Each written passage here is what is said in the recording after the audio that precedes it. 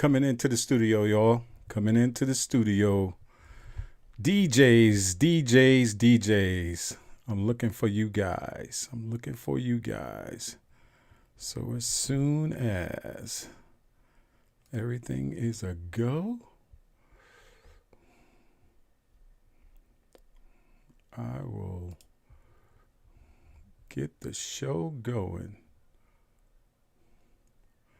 We'll get the show rolling. DJs.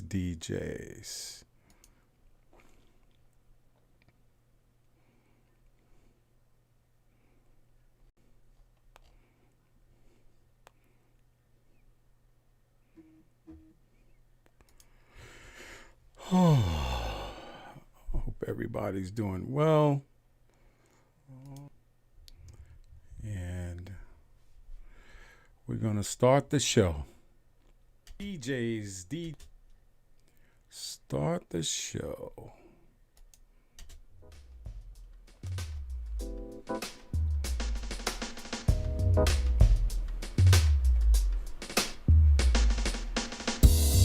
What's up, everybody? This is your man, DJ Square Knot, and you're tuned into my podcast, Square Knot Live, where we talk about music, real issues, meet great people, and get into fun and engaging topics. With that being said, let's get into it. What up? Hey, this is your man, DJ Square Knot. I want to say hello to everyone and just hope you guys are having a great weekend and everything is just happening the way you want it to happen this particular weekend. It's been one of those here, at least in our area, of mixed weather, but nonetheless, we're here. But I'm not here to talk about weather or be the weatherman. As you know, this podcast, We're Not Live. I am a DJ, been doing it for decades, 37 years or something like that now. And I know I have a lot of topics that I brought up, but this particular time, I wanted to make sure that I step into my own arena. And my own arena is, of course, DJing. So I am going to be doing a series for this next several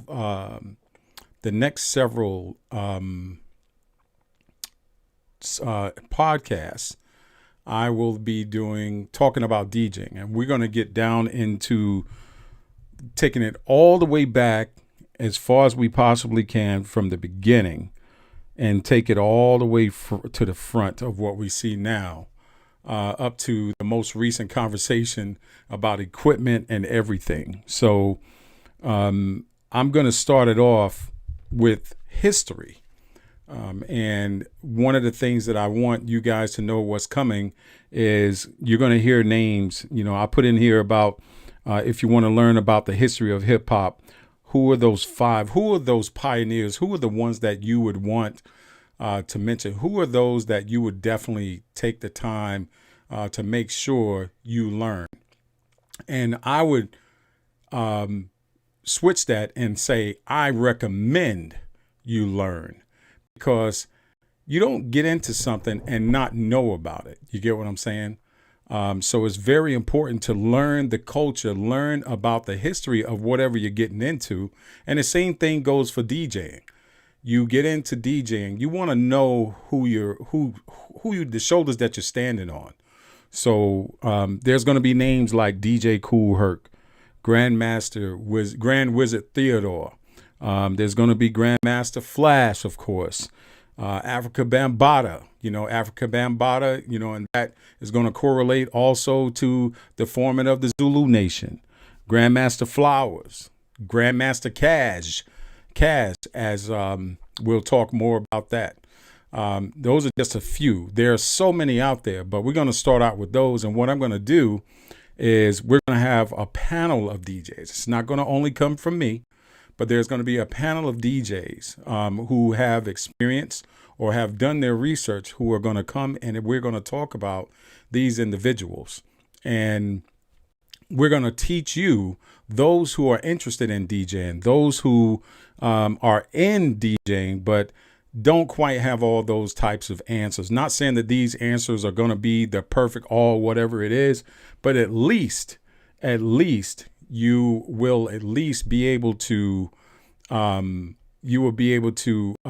least have an understanding of the culture that you want to be a part of, or the culture that you are already a part of, because I think that's very important to know what that is. So along with that, just like I said, in terms of just those individuals, there are several more topics that will be brought up, and these are going to be separate episodes. Of course, we're going to talk about the different types of DJs.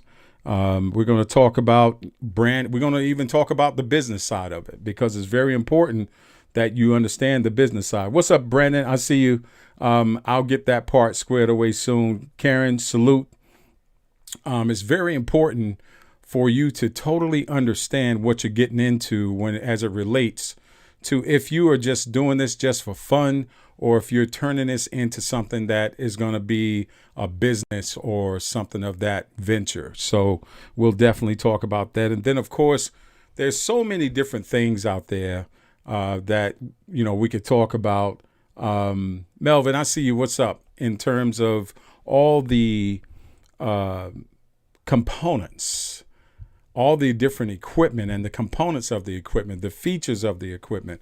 We'll talk about all of that as well. We'll take it all the way back from the days of vinyl and turntables all the way to today's technology of turntables.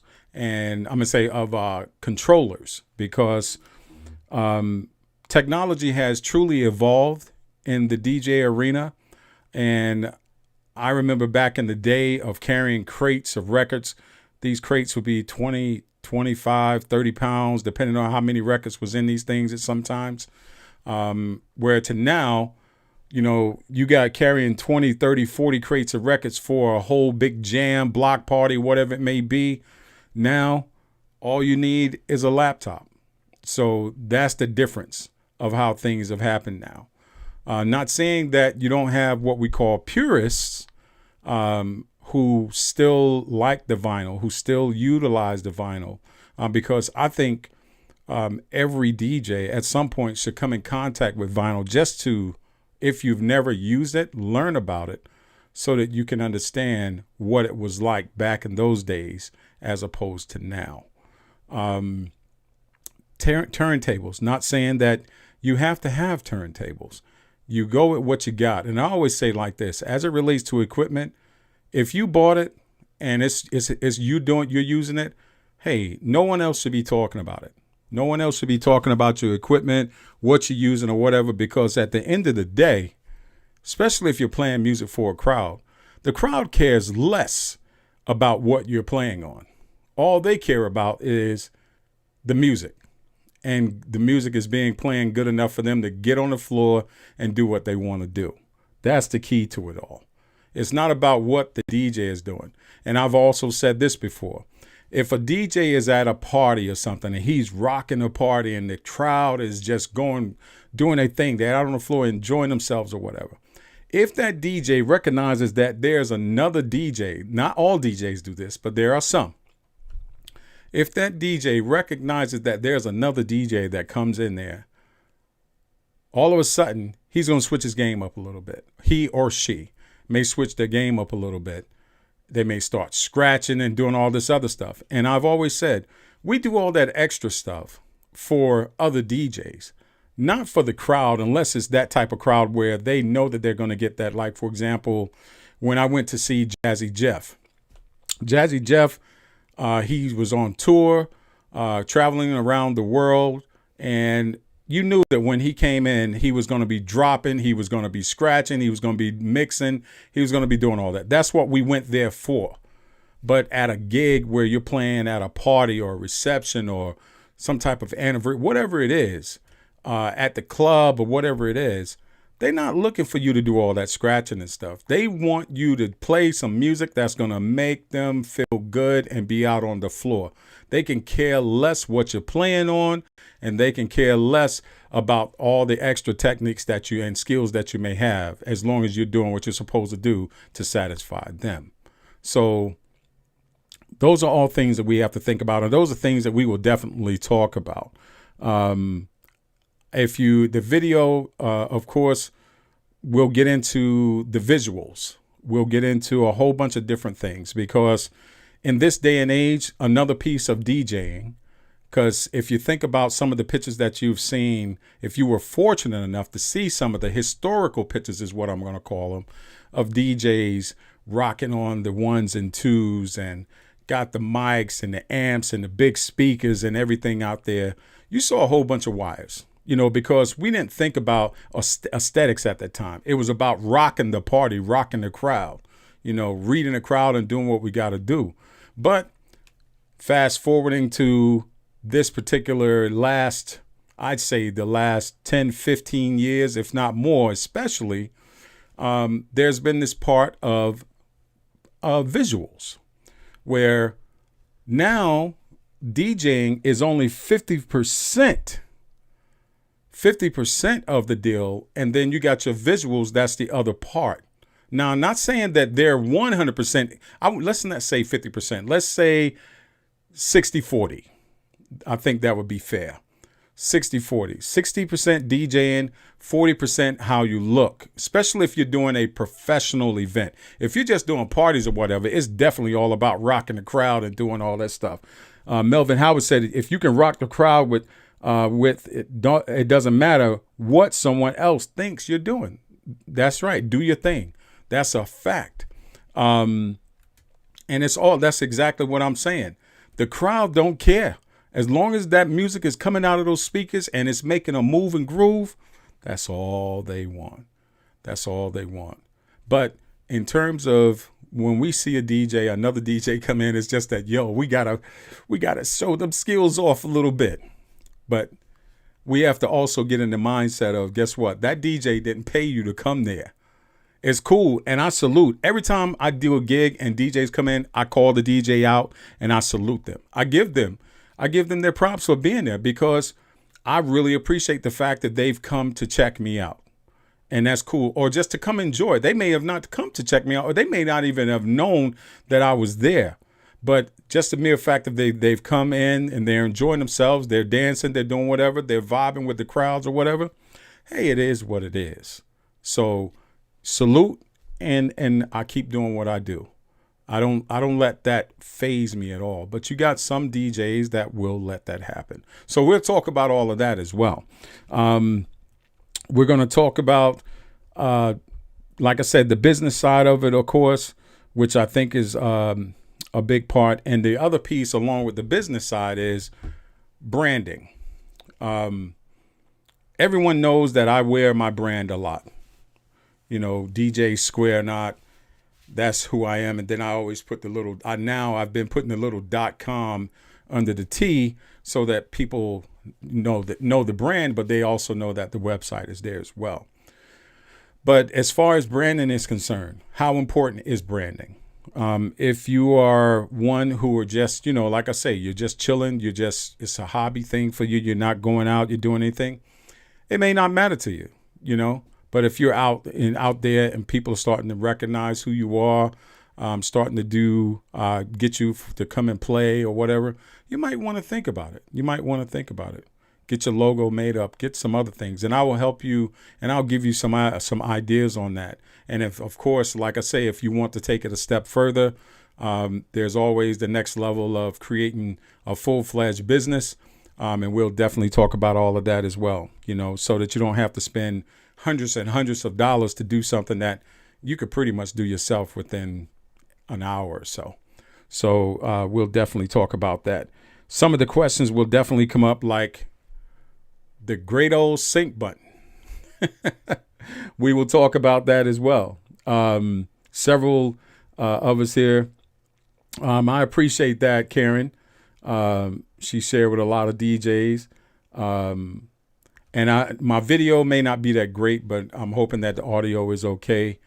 But yeah, so we're going to talk about all of that. We're going to talk about the sync button. And I put it as to sync or not to sync. That is the question. But also in there, I'm going to talk about harmonic mixing or key mixing so that you guys understand. And then we'll talk about the different software packages, like, of course, Serato, Virtual DJ, Tractor. We'll just go right down the line. And whatever floats your boat is what floats your boat. There's not one record box. There's not one particular one I'm going to recommend over the other, because I don't know your style of DJing. I don't know what you're comfortable with, and I don't know what you've used. So I don't want you to go and spend money on something that you may get and you may not like. All I know is it's comfortable for me. So we'll definitely talk about that. We'll talk about the positioning of turntables. Why, if you're using turntables, why do we put those turntables that way? We're going to go back into history on that, because there's a little bit of conflict on that. And there is no definitive answer as it relates to DJs over here and DJs over here. So I'm just going to I'm going to tell you what that position is usually called, and we'll move forward from there. We'll talk about streaming and streaming equipment. We'll talk about other little different things in terms of equipment positioning. And then also one of the other things, because if you are starting out, one of the things that I want you guys to understand is you don't have to go and spend thousands and thousands of dollars to get yourself started. So we'll talk about just some basic stuff just to get you going. I'm not saying, and these are going to be all just simple, my opinion / recommendations. So don't hold me to the fire on this, because if you like one particular brand over the other, that's your prerogative. I'm going to be very general with what it is, and you determine what you want from there. But I'm going to give you what I'm calling the DJ starter kit kind of deal. Just the basics on what you need just to get yourself going a little bit. And from that, hopefully it'll be enough to really put you in a good position to where you can actually start doing something. Get out there, whether it's just practicing to get your skills up. And then once you get your skills up, somebody might say, hey, I have a barbecue. I'm looking for a DJ. Do you mind coming to play? Something as simple as that. So, and that's how you get your foot in the door, with a lot of different things. So I'm just going to be real about it. And if there's anything that I can do, of course, to talk to you about and help, we will definitely do that. And of course, we have, I'm part of several groups, but there's one group in particular where we do talk about a lot of different things, and that's the DJ information group. And we talk about several things in there. You may be able to pick up some good information in there as well. So, and that's on Facebook, of course, but we will definitely talk about that. So for now, I think with what I have right now, I think I've given you kind of the layout of what's to come. And I'm looking in the chat here. Some people are saying my video is kind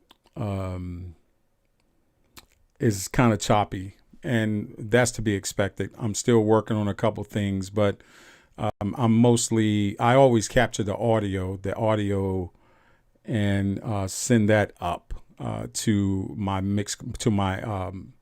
podcast. But what I would like for you guys to do is tune into my podcast. Of course, it's scrolling here on the screen. And it's podcast.squareknotlive.com. You can go there and just follow this series.